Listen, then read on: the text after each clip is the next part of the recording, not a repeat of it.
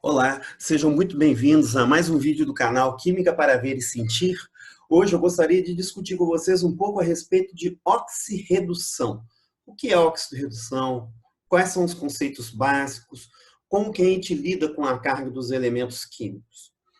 Para a gente começar a nossa discussão, primeiramente eu queria lançar uma ideia diante da vastidão do tempo e da imensidão do universo. É um imenso prazer para mim dividir um planeta e uma época com você. E como é importante a gente continuar, mesmo que afastados fisicamente, discutindo saberes, discutindo ideias, fazendo com que as ideias possam, enfim, né, continuar circulando, percorrendo aí, né, as mentes, os corações da gente. Então, como é bom, como é importante ainda assim a gente ter os meios de comunicação das quais a gente dispõe hoje para poder continuar conversando. Isso é muito importante. Então, para mim é um grande prazer continuar fazendo esse diálogo e essa discussão com vocês. Bom, para continuarmos então a nossa discussão, vamos começar pensando um pouquinho a respeito de onde é que a oxidorredução aparece no nosso dia a dia. A gente pode achar que essas coisas elas estão distantes da gente, mas na verdade elas são reações que vão aparecer o tempo todo no nosso cotidiano. Siga alguns exemplos. Quando a gente, por exemplo, acende um palito de fósforo, a gente está fazendo uma reação de combustão. A gente discutiu bastante reações de combustão enquanto nós estávamos lá estudando termoquímica. Essa reação ela é considerada uma reação de óxido-redução. A questão de uma ferramenta, um pedaço de metal que fica enferrujando no ambiente, também é um exemplo de óxido-redução. A gente até chama isso de corrosão. Daqui a pouquinho a gente vai ver que existe uma relação entre esses dois termos.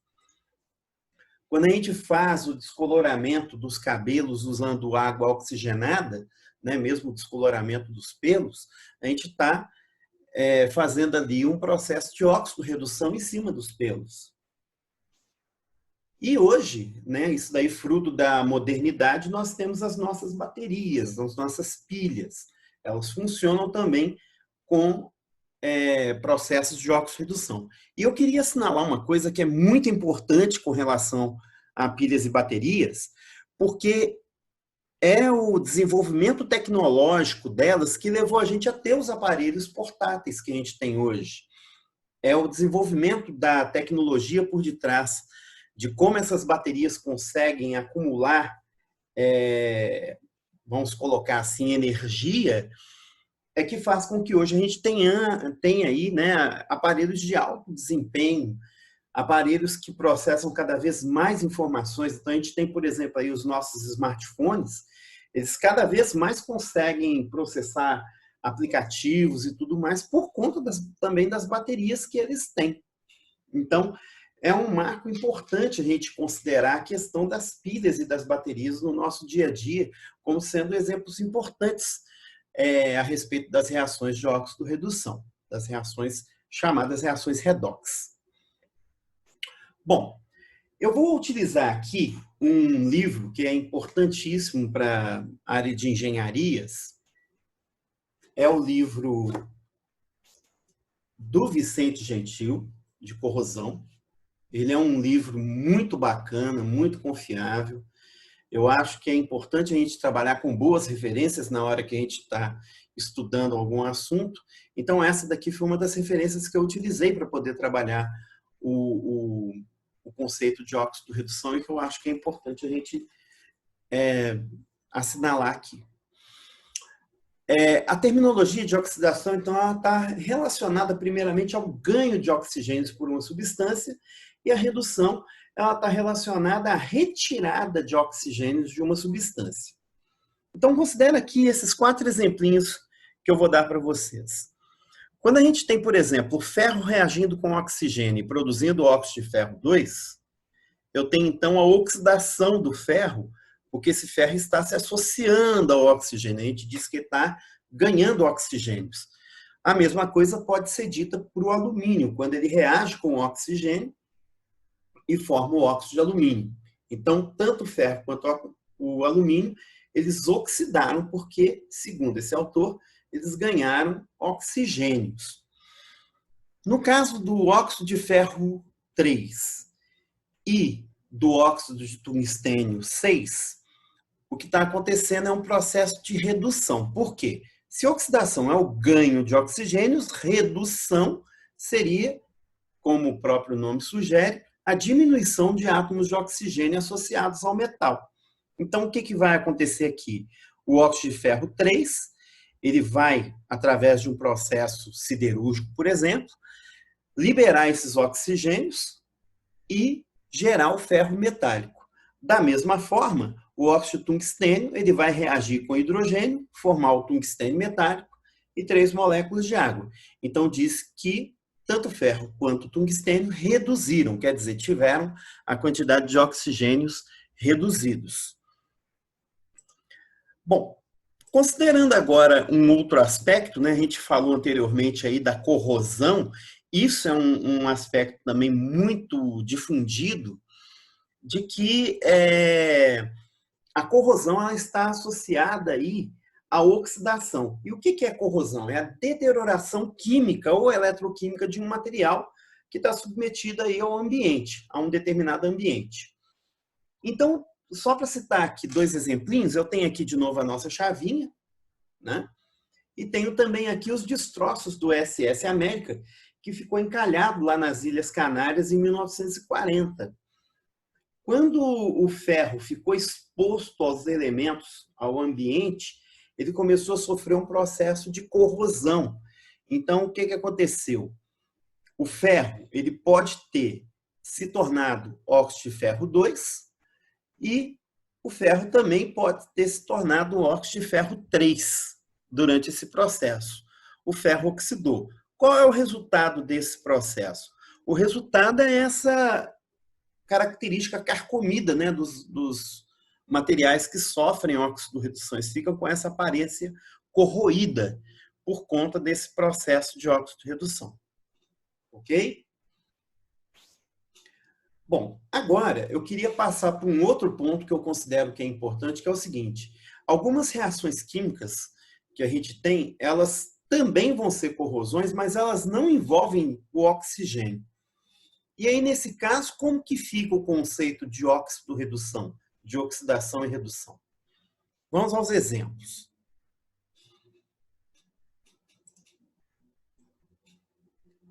Esse processo aqui, onde o ferro está sendo atacado por ácido, a lâmina de ferro inicialmente ela está intacta.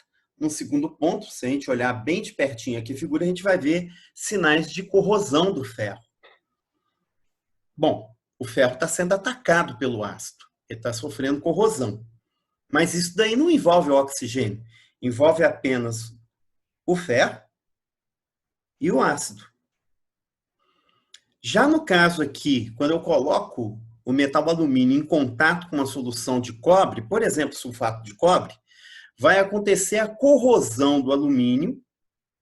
A gente vê que o alumínio ele vai ser corroído aqui durante esse processo e vai se formar o cobre metálico, que é esse sólido de coloração escura que está aqui na parede do tubo.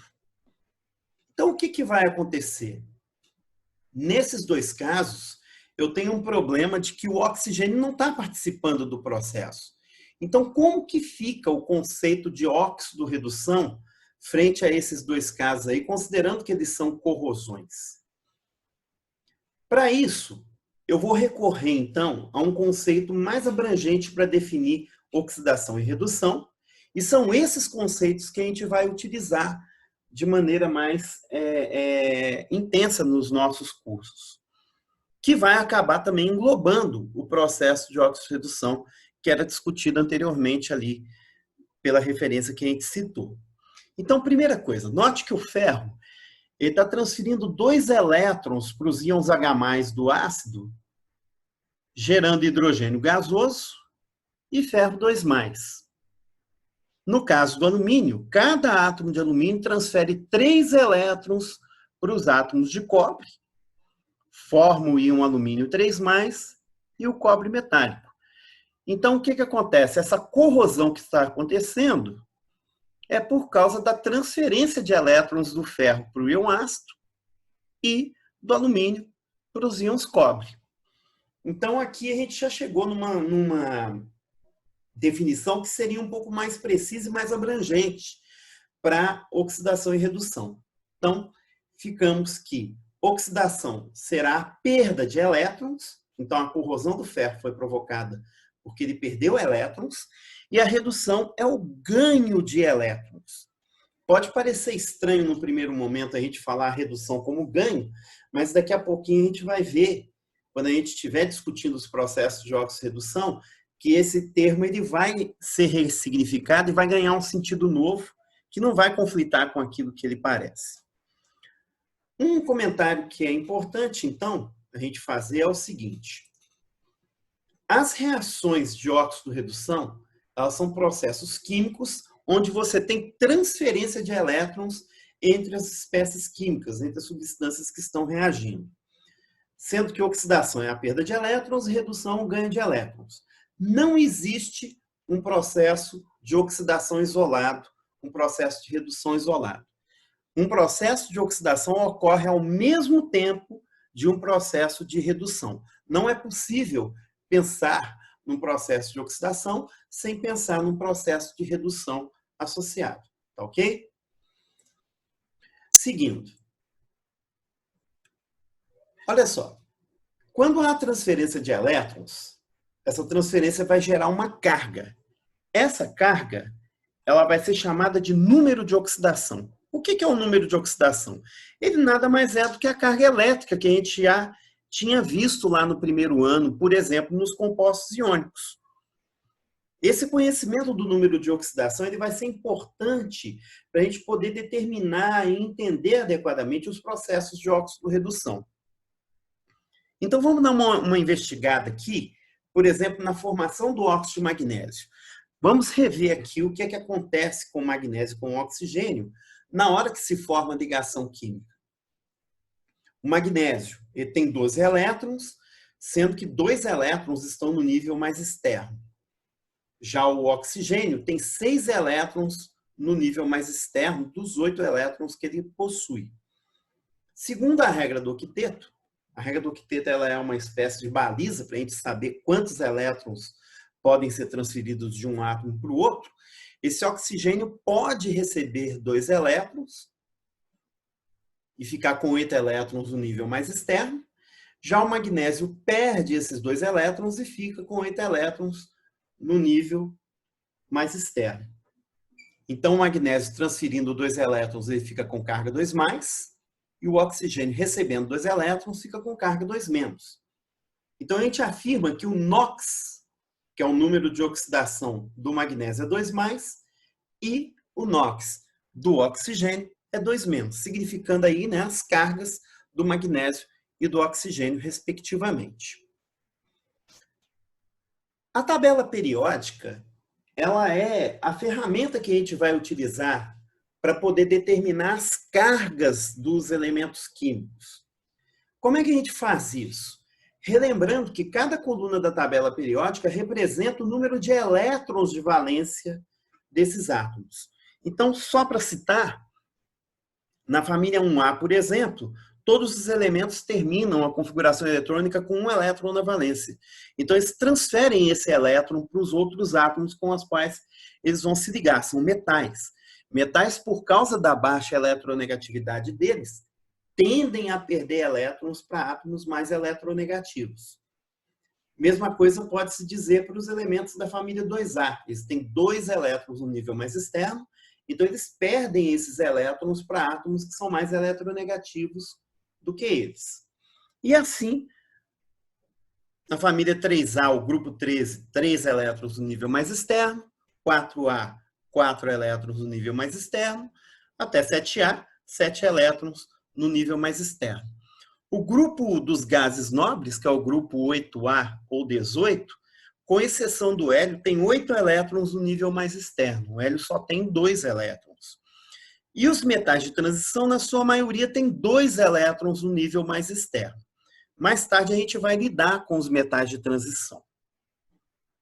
Bom, vamos só recordar, só para a gente poder assinalar um pouquinho mais. Um elemento, por exemplo, que seja um halogênio, ele tem 7 elétrons no nível mais externo, ele vai ganhar um elétron e ficar com 8. Então, por isso, ele fica com a carga 1 menos.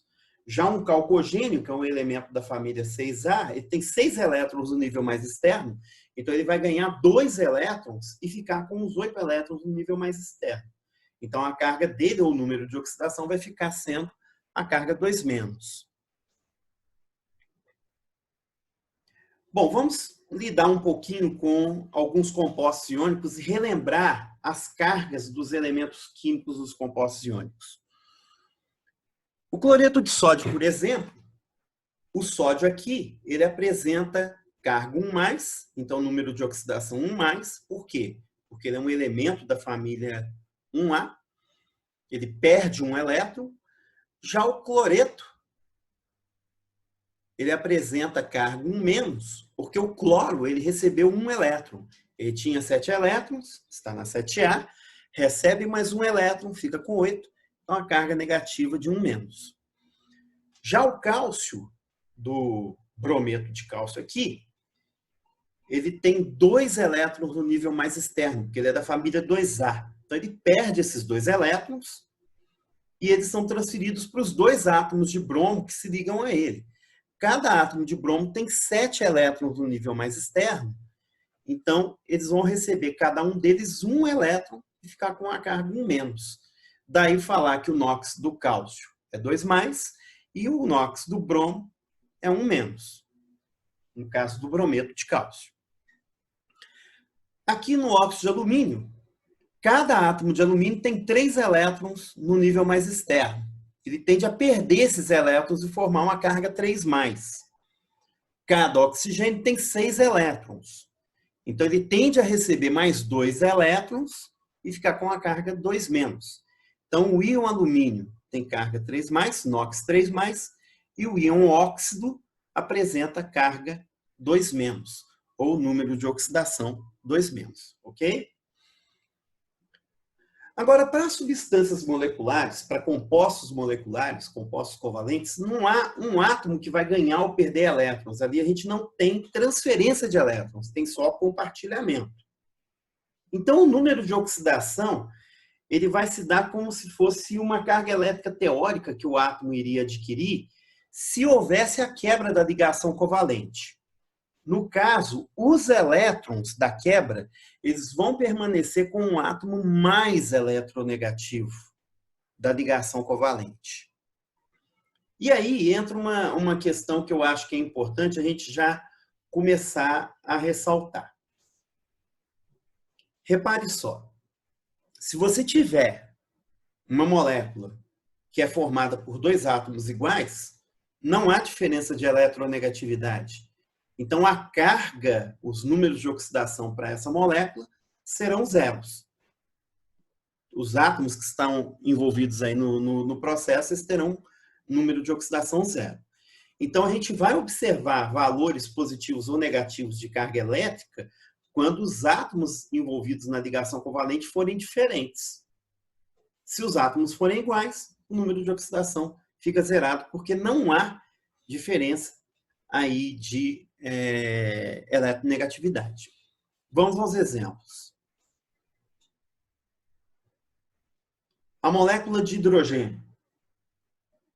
Os hidrogênios não têm diferença de eletronegatividade um com o outro, então o número de oxidação para eles é considerado zero. Uma molécula de flúor, por exemplo, mesma coisa. Os 2 átomos de flúor, eles atraem igualmente os elétrons, então não há diferença de eletronegatividade entre um átomo e outro. Então a carga é zero. Desculpe. O ferro aqui, sozinho, você só tem lá na rede cristalina do ferro átomos de ferro. Um átomo de ferro não atrai mais outro átomo de ferro. Então o que vai acontecer? A carga do ferro vai ser zero. Toda vez que eu tiver, então, uma substância simples, a carga dessa substância simples será zero. O alumínio, então, a gente diz também que o NOx dele é zero. E qualquer outra substância simples e elementar terá carga zero. Para substâncias compostas, ajuda muito a gente escrever as fórmulas eletrônicas. Então, nesse caso, o que vai acontecer? Vamos pegar, por exemplo, a molécula de água. O oxigênio é mais eletronegativo do que o hidrogênio. Então, o oxigênio ele vai atrair os elétrons para si. O oxigênio tem 6 elétrons, vai pegar os 2 elétrons de cada um dos hidrogênios e vai ficar com uma carga 2-. Já cada hidrogênio fica com uma carga 1-. Repare que na hora que eu faço o somatório das cargas elétricas aqui, o total vai dar 0, porque a molécula de água é uma molécula eletricamente neutra. Então, eu penso que essa informação ela é importante da gente frisar e representar. Olha bem, quando a gente tem uma molécula igual a uma molécula de água, o somatório das cargas tem que zerar. Então, quer dizer, o número de cargas positivas que eu tenho no composto e o número de cargas negativas que eu tenho no composto, quando eu faço o somatório, ele tem que dar 0. Ok? Vamos para mais exemplos. A molécula de dióxido de carbono. O oxigênio é mais eletronegativo do que o carbono. O oxigênio tem 1, 2, 3, 4, 5, 6 elétrons e o carbono tem 1, 2, 3, 4 elétrons na valência. O que vai acontecer? Cada átomo de oxigênio desse precisa de 2 elétrons para chegar nos 8. Então, esses oxigênios, numa eventual quebra da ligação, eles ficariam com esses 2 elétrons. Então, cada oxigênio vai adquirir uma carga 2-. Já o carbono, ele vai perder os 4 elétrons da valência dele. Então, a carga do carbono nesse composto é 4-. 4+ e 4-, total 0. O número de oxidação do carbono é 4+, os números de oxidação de cada oxigênio, 4-. 2- cada um, perdão. No caso do enxofre, cada átomo de oxigênio vai ter carga 2-, porque cada oxigênio vai ganhar 2 elétrons. O enxofre tinha 6 elétrons. Ele doou 4 elétrons, 2 para cada oxigênio. Então, ele fica com uma carga 4+, um número de oxidação 4+. Tudo bem? Somatório 4+, 2- e 2-, 4-, total 0. Repare que nós estamos lidando só com moléculas neutras. Então, o somatório das cargas tem que zerar. Vamos pegar aqui, por exemplo, o trióxido de enxofre. No caso do trióxido de enxofre, eu tenho aqui 3 oxigênios. Cada oxigênio vai pegar 2 elétrons do átomo de enxofre. Então, cada oxigênio fica com carga 2-. O enxofre, então, por ele ter perdido os elétrons de valência dele, vai ficar com carga 6+. Ele tinha 6 elétrons na valência, ele fica com carga 6+. Note que eu estou utilizando aqui o modelo de expansão de octetos, e isso daí não influencia em nada o cálculo do número de oxidação. Se eu estivesse utilizando, por exemplo, o modelo de ligação dativa, daria na mesma, certo? Seria o mesmo raciocínio. Não importa o modelo que eu for utilizar aqui. Vamos passar para moléculas mais complexas, para a gente já ir finalizando também a nossa conversa.